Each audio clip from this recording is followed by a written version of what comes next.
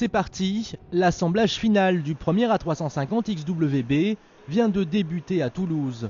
Au programme, le jonctionnement de la partie centrale du fuselage et de la partie avant, soit 41 mètres de longueur au total. Ces deux tronçons ont été acheminés de Saint-Nazaire par Beluga. La partie arrière est elle arrivée aujourd'hui en provenance de Hambourg. Dans quelques semaines, c'est la voilure complète qui arrivera de Broughton, au Royaume-Uni.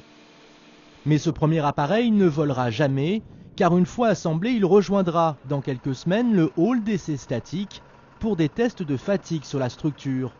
La production de l'appareil, qui effectuera le premier vol d'essai, ne démarrera en effet que cet été.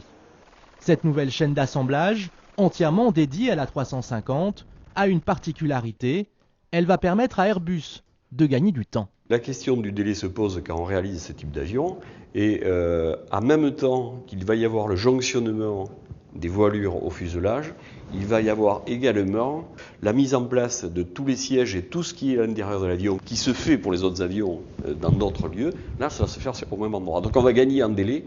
L'appareil, conçu avec plus de 70% de matériaux avancés, a été pensé pour répondre aux besoins économiques des compagnies aériennes.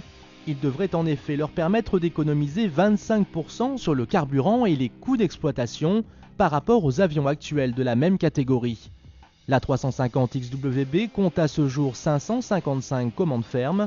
Son entrée en service est prévue en 2014. Premier vol d'essai dans un an.